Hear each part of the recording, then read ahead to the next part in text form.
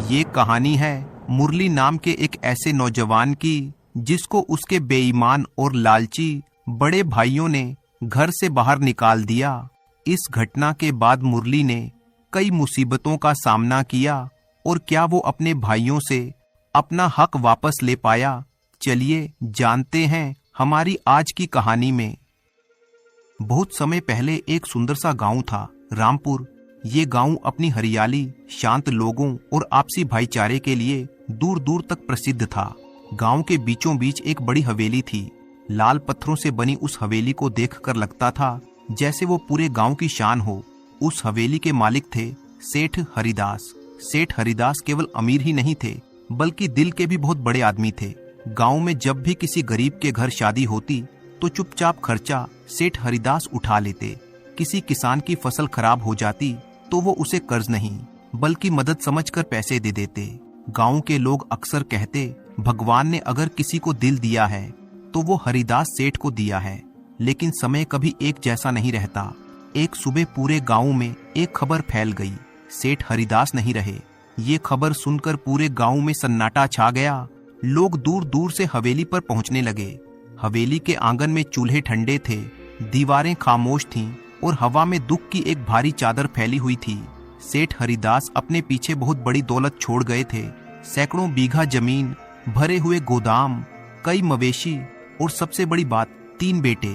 लेकिन उन तीनों बेटों की फितरत बिल्कुल अलग थी। सबसे बड़ा बेटा था विक्रम।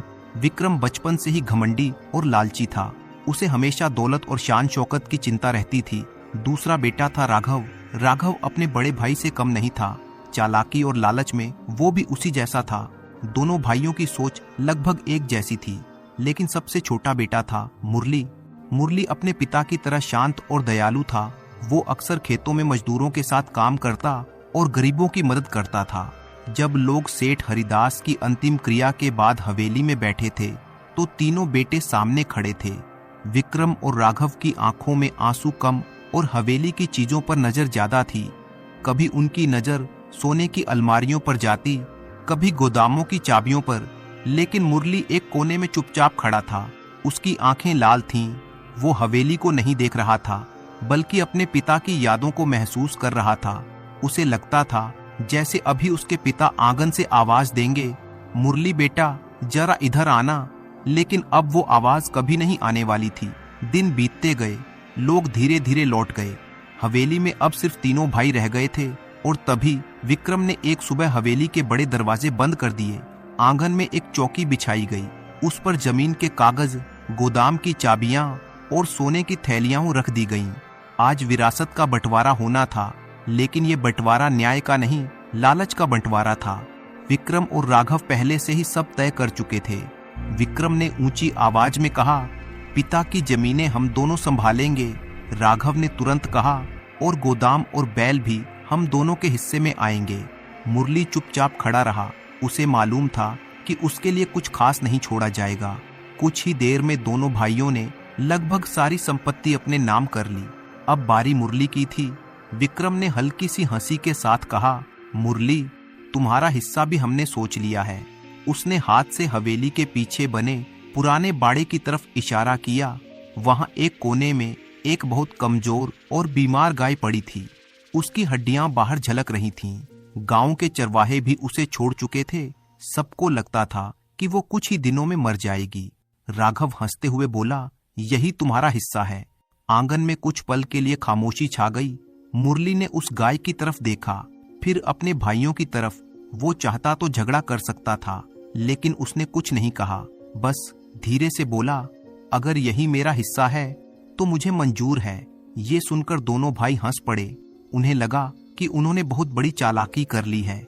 लेकिन मुरली धीरे धीरे उस गाय के पास गया। उसने कांपते हुए हाथ से उसके सिर पर हाथ फेरा। गाय ने पहली बार किसी इंसान का प्यार महसूस किया। उसने धीरे से आंखें खोलीं और मुरली को देखा। मुरली ने पुरानी रस्सी उठाई और गाय को लेकर हवेली से बाहर निकल गया। पीछे से दोनों भाइयों की हंसी गूंज रही थी, लेकिन मुरली बिना पीछे देखे चलता रहा। गांव के लोग उसे हैरानी से देख रहे थे। एक गरीब सा लड़का और उसके पीछे चलती हुई एक कमजोर मरती हुई गाय। मुरली उस कमजोर गाय को लेकर गांव से बाहर निकल आया। सूरज ढल रहा था और खेतों के ऊपर हल्की ठंडी हवा चल रही थी। रास्ते में लोग उसे देखकर फुसफुसा रहे थे, देखो सेठ हरिदास का छोटा बेटा, भाइयों ने इसे सिर्फ मरती हुई गाय दी है। कुछ लोग तरस खा रहे थे, कुछ हंस भी रहे थे, लेकिन मुरली चुपचाप चलता रहा। गांव के किनारे पर एक पुरानी टूटी फूटी झोपड़ी थी। कभी वहां एक बूढ़ा चरवाहा रहा करता था, लेकिन उसके मरने के बाद वो जगह खाली पड़ी थी। मुरली उसी झोपड़ी के सामने रुक गया। झोपड़ी की छत में कई जगह छेद थे, दीवारें भी टेढ़ी मेढ़ी थीं। अंदर सिर्फ सूखी घास और मिट्टी थी, लेकिन फिलहाल वही उसका घर था। मुरली ने धीरे से गाय को अंदर बैठाया। गाय थकी हुई थी, इसलिए तुरंत जमीन पर बैठ गई। उसकी सांसें तेज चल रही थीं। मुरली उसके पास बैठ गया। उसने धीरे से उसके सिर पर हाथ फेरा। उसके पास खाने को भी ज्यादा कुछ नहीं था, जेब में बस कुछ सिक्के बचे थे। अगली सुबह वो बाजार गया। उसने अपने लिए अनाज नहीं खरीदा, बल्कि उसने खरीदी कुछ जड़ी बूटियां। बाजार के बूढ़े वैद्य ने उसे देखकर पूछा, इतनी जड़ी बूटियां किसके लिए ले जा रहे हो? मुरली ने जवाब दिया, एक बीमार गाय के लिए। वैद्य मुस्कुरा दिया। उसने मुरली को कुछ और जड़ी बूटियां देते हुए कहा, इन्हें भी ले जाओ। अगर सही तरीके से खिलाओगे तो जानवर जल्दी ठीक हो सकता है। मुरली ने धन्यवाद कहा और वापस झोपड़ी में आ गया। अब उसकी दिनचर्या शुरू हो गई। सुबह वो जंगल के किनारे जाता, ताजी घास लाता, फिर जड़ी बूटियां पीसकर चारे में मिलाता। वो गाय के जख्म साफ करता, उसके शरीर पर तेल मलता और रात को अपनी चादर उसके ऊपर डाल देता ताकि उसे ठंड न लगे। खुद वो सर्दी में कांपता रहता। दिन बीतते गए। गांव वाले कई बार दूर से उसे देखते। कुछ लोग कहते ये लड़का पागल हो गया है, कुछ कहते मरने वाली गाय को क्यों बचा रहा है। लेकिन मुरली किसी की परवाह नहीं करता था। उसके लिए वो गाय अब सिर्फ जानवर नहीं रही थी, वो उसकी जिम्मेदारी बन चुकी थी। लगभग 3 हफ्ते बीत गए। एक सुबह जब सूरज की पहली किरण झोपड़ी के अंदर आई तो मुरली ने कुछ अलग देखा। गाय खड़ी थी, पहले की तरह कमजोर नहीं लग रही थी। उसकी आंखों में थोड़ी चमक आ गई थी। मुरली हैरान रह गया।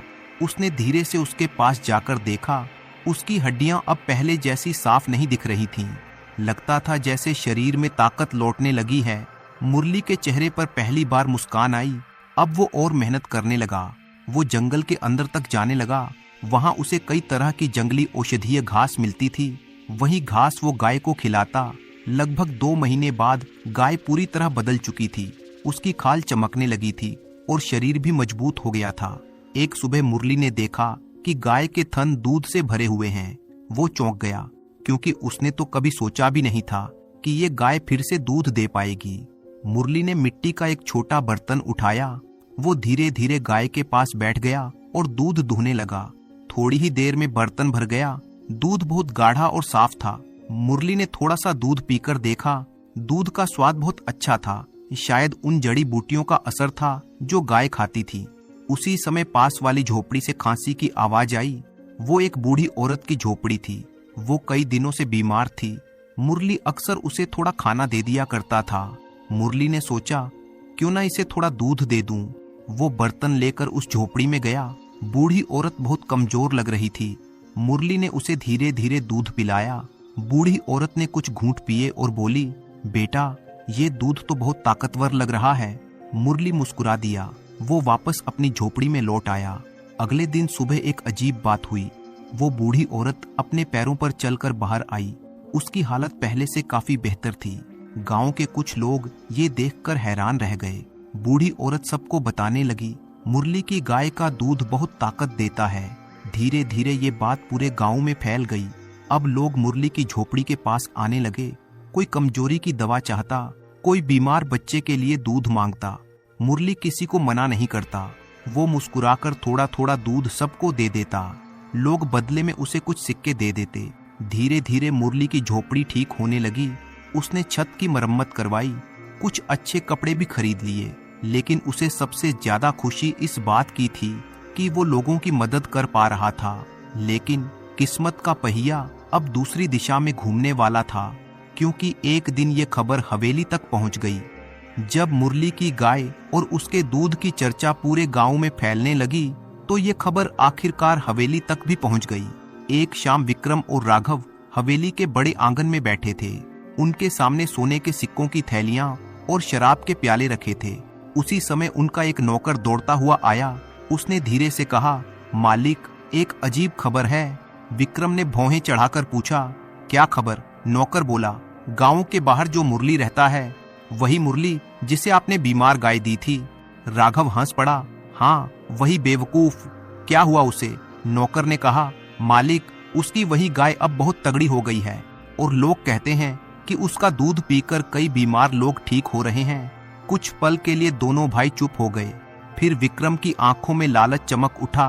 क्या कहा तुमने? नौकर बोला, पूरा गांव यही बात कर रहा है।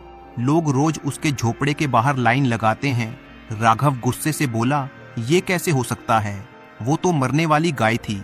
विक्रम धीरे धीरे उठकर आंगन में टहलने लगा। उसके दिमाग में लालच की आग जल रही थी। वो बोला, मतलब वो गाय साधारण नहीं है? राघव बोला, अगर सच में उसका दूध इतना खास है तो सोचो हम उससे कितना पैसा कमा सकते हैं। दोनों भाई एक दूसरे को देखने लगे। फिर विक्रम ने धीमी आवाज में कहा, और सबसे बड़ी बात, वो गाय असल में हमारी थी। राघव समझ गया कि उसका भाई क्या सोच रहा है।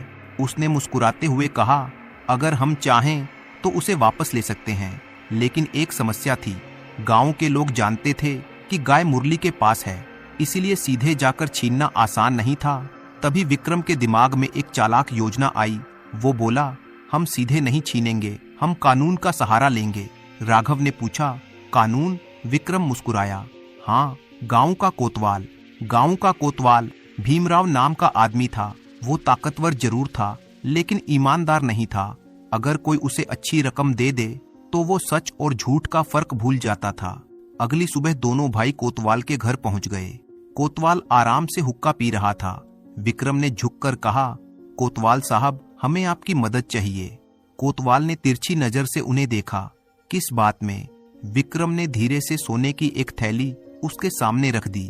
थैली खुलते ही सोने के सिक्के चमक उठे। कोतवाल की आंखें चमक गईं। वो बोला, कहिए, क्या काम है? राघव बोला, हमारी एक गाय थी जिसे हमने अपने छोटे भाई को कुछ दिनों के लिए रखने को दी थी, लेकिन अब वो उसे वापस नहीं कर रहा। कोतवाल समझ गया कि मामला क्या है, लेकिन उसे सच से कोई मतलब नहीं था। उसने पूछा, और वो गाय अभी कहाँ है? विक्रम बोला, गांव के बाहर, उसी के झोपड़े में। कोतवाल ने हुक्के का लंबा कश लिया और बोला, ठीक है, अगर वो गाय आपकी है तो हम उसे वापस दिला देंगे। विक्रम मुस्कुराया। योजना सफल हो चुकी थी। अगली सुबह गांव में अचानक हलचल मच गई। घोड़ों की टापों की आवाज गूंजने लगी। कोतवाल भीमराव अपने सिपाहियों के साथ गांव के बाहर जा रहा था। लोग रास्ते से हटने लगे। कुछ ही देर में वे मुरली की झोपड़ी के सामने पहुंच गए। उस समय मुरली कुछ लोगों को दूध बांट रहा था। अचानक सिपाहियों को देखकर सब घबरा गए। कोतवाल घोड़े से उतरा और ऊंची आवाज में बोला, मुरली? मुरली बाहर आया। जी कोतवाल साहब। कोतवाल ने कागज निकालते हुए कहा, शिकायत आई है कि तुमने अपने भाइयों की गाय अपने पास रख ली है। मुरली हैरान रह गया, लेकिन ये गाय तो उन्होंने मुझे मेरे हिस्से में दी थी। विक्रम और राघव भी वहीं खड़े थे। विक्रम बोला, झूठ, हमने इसे सिर्फ देखभाल के लिए दी थी। गांव के लोग सब देख रहे थे, लेकिन कोई बोलने की हिम्मत नहीं कर रहा था। कोतवाल ने सिपाहियों को इशारा किया, गाय को पकड़ लो। सिपाही आगे बढ़े। गाय डर कर पीछे हटने लगी। मुरली ने आगे बढ़कर कहा, कोतवाल साहब, ये अन्याय है। लेकिन एक सिपाही ने उसे जोर से धक्का दे दिया। मुरली जमीन पर गिर पड़ा। उसकी आंखों के सामने उसकी गाय को रस्सी से बांधकर खींचा जा रहा था। गाय बार बार पीछे मुड़कर मुरली को देख रही थी। उसकी आंखों में जैसे आंसू थे। मुरली असहाय खड़ा रह गया। कुछ ही देर में सिपाही गाय को लेकर चले गए। गांव में फिर से सन्नाटा छा गया। मुरली की झोपड़ी फिर खाली हो गई, लेकिन उधर हवेली में जश्न मनाया जा रहा था। विक्रम और राघव खुश थे। उन्हें लगा अब दौलत का नया खजाना उनके हाथ लग गया है। लेकिन उन्हें ये नहीं पता था कि गाय से ज्यादा महत्वपूर्ण चीज थी उसकी देखभाल और जड़ी बूटियों का राज। मुरली से गाय छीनने के बाद विक्रम और राघव बहुत खुश थे।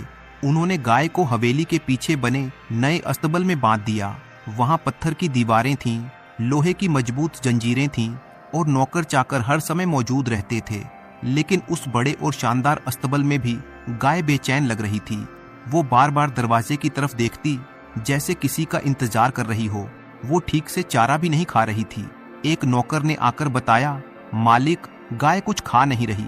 राघव ने झल्लाकर कहा, भूख लगेगी तो खुद खा लेगी। लेकिन उसी समय हवेली के बाहर हलचल होने लगी। एक सिपाही घोड़े पर तेजी से आया। वो सीधे हवेली के आंगन में पहुंचा। उसने जोर से आवाज लगाई, राजमहल से खबर आई है। दोनों भाई बाहर आ गए। सिपाही ने कहा, राजा विक्रमदेव कई दिनों से गंभीर बीमारी से पीड़ित हैं।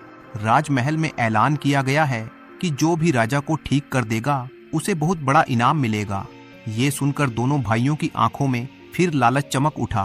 राघव धीरे से बोला, भैया, मौका हमारे सामने खुद चलकर आया है। विक्रम समझ गया। वो बोला, अगर गांव वाले सच कह रहे हैं और इस गाय का दूध सच में ताकत देता है तो सोचो, अगर राजा को इससे फायदा हो गया तो। राघव की आंखों में सपने तैरने लगे। तो हमें सोना मिलेगा, जमीन मिलेगी और शायद राजा की कृपा भी। विक्रम ने तुरंत फैसला कर लिया, कल सुबह हम इस गाय को लेकर राजमहल चलेंगे। अगली सुबह गाय को सजाया गया। उसके गले में फूलों की माला डाली गई, लेकिन गाय फिर भी शांत नहीं थी। वो बार बार इधर उधर देख रही थी। कुछ घंटों बाद दोनों भाई गाय को लेकर राजमहल पहुंच गए। दरबार में कई वैद्य और हकीम पहले से मौजूद थे। राजा विक्रमदेव सिंहासन पर बैठे थे। उनका चेहरा पीला पड़ गया था और शरीर कमजोर लग रहा था। विक्रम और राघव आगे बढ़े। उन्होंने झुककर प्रणाम किया। विक्रम ऊंची आवाज में बोला, महाराज, हम आपके लिए एक खास चीज लेकर आए हैं। राजा ने थकी हुई आवाज में पूछा, क्या? राघव बोला, महाराज, ये गाय साधारण नहीं है। इसका दूध बहुत ताकतवर है। कई लोगों को इससे फायदा हुआ है। दरबारियों में फुसफुसाहट होने लगी। राजा ने इशारा किया, दूध दूहकर हमें दिखाओ। गाय को दरबार के बीच में लाया गया। राघव आगे बढ़ा। उसने दूध दूहने की कोशिश की, लेकिन जैसे ही उसने गाय को छुआ, गाय अचानक बुरी तरह उछल पड़ी। उसने जोर से आवाज निकाली। दरबार में खड़े लोग घबरा गए। सिपाहियों ने तुरंत उसे पकड़ लिया, लेकिन गाय शांत नहीं हो रही थी। राघव ने गुस्से में फिर कोशिश की, लेकिन इस बार भी कुछ खास दूध नहीं निकला। दरबार में बैठे लोग एक दूसरे को देखने लगे। राजा के चेहरे पर भी शक दिखाई देने लगा। उसी समय दरबार में बैठे एक बुजुर्ग मंत्री सोमदेव धीरे से उठे। उन्होंने गाय को ध्यान से देखा, फिर दोनों भाइयों की तरफ देखा और शांत आवाज में बोले, महाराज, शायद समस्या गाय में नहीं है। समस्या उन हाथों में है जो इसे धोने की कोशिश कर रहे हैं। पूरा दरबार उनकी तरफ देखने लगा। सोमदेव ने कहा, मैंने सुना है कि इस गाय की देखभाल पहले कोई और करता था। शायद असली बात उसी के पास है। राजा ने तुरंत पूछा, वो कौन है? दरबार में खामोशी छा गई और कुछ ही पल बाद सच सामने आने वाला था, क्योंकि अब राजा का आदेश निकलने वाला था। उस असली आदमी को ढूंढकर दरबार में लाया जाए, और वो आदमी था मुरली। दरबार में सोमदेव की बात सुनकर राजा विक्रमदेव कुछ पल सोच में पड़ गए। फिर उन्होंने गंभीर आवाज में आदेश दिया, जिस व्यक्ति ने इस गाय की देखभाल की थी उसे तुरंत हमारे दरबार में बुलाया जाए। सिपाहियों ने झुककर आदेश स्वीकार किया और तुरंत घोड़े दौड़ा दिए। उधर गांव के किनारे अपनी झोपड़ी के बाहर मुरली चुपचाप बैठा था। गाय के जाने के बाद झोपड़ी जैसे सूनी हो गई थी। वो कभी उस खाली खूंटे को देखता जहां गाय बंधी रहती थी, और कभी आसमान की तरफ। उसे दुख गाय के जाने का नहीं था, दुख इस बात का था कि अन्याय जीत गया था। तभी दूर से घोड़ों की आवाज सुनाई दी। कुछ ही देर में राजमहल के सिपाही उसकी झोपड़ी के सामने आकर रुक गए। गांव वाले भी इकट्ठा होने लगे। एक सिपाही आगे बढ़ा और बोला, क्या तुम मुरली हो? मुरली ने सिर हिलाया। हाँ। सिपाही बोला, राजा विक्रमदेव ने तुम्हें तुरंत दरबार में बुलाया है। ये सुनकर मुरली थोड़ा चौंक गया। उसे समझ नहीं आया कि राजा उसे क्यों बुला रहे हैं, लेकिन उसने बिना सवाल किए सिपाहियों के साथ चलने का फैसला किया। कुछ ही घंटों बाद वो राजमहल पहुंच गया। पहली बार उसने इतना बड़ा महल देखा था। जैसे ही वो दरबार में पहुंचा, उसकी नजर सीधे अपनी गाय पर पड़ी। गाय दरबार के बीच खड़ी थी। चारों तरफ सिपाही खड़े थे, लेकिन जैसे ही गाय ने मुरली को देखा, उसने जोर से आवाज निकाली। उसकी आंखें चमक उठीं। अगले ही पल वो रस्सी खींचते हुए मुरली की तरफ बढ़ी। सिपाही उसे रोक नहीं पाए। गाय सीधे मुरली के सामने आकर रुक गई। उसने अपना सिर मुरली के कंधे से लगा दिया, जैसे किसी पुराने दोस्त से मिल रही हो। पूरा दरबार ये दृश्य देखकर हैरान रह गया। राजा भी ध्यान से ये सब देख रहे थे। सोमदेव हल्के से मुस्कुराए। अब उन्हें पूरा विश्वास हो गया था कि असली कहानी क्या है। राजा ने मुरली से पूछा, क्या ये गाय तुम्हारी है? मुरली ने विनम्रता से सिर झुकाकर कहा, महाराज, ये गाय मुझे मेरे भाइयों ने दी थी जब ये बहुत बीमार और कमजोर थी। दरबार में बैठे लोग ध्यान से उसकी बात सुनने लगे। राजा ने पूछा, फिर ये इतनी तगड़ी कैसे हो गई? मुरली ने शांत स्वर में जवाब दिया, महाराज, इसमें कोई चमत्कार नहीं है। मैंने इसे जड़ी बूटियां और जंगल की औषधीय घास खिलाई थी और रोज इसकी देखभाल की थी। ये सुनकर दरबार में हल्की हलचल हुई। सोमदेव आगे आए। उन्होंने कहा, महाराज, ये सच हो सकता है।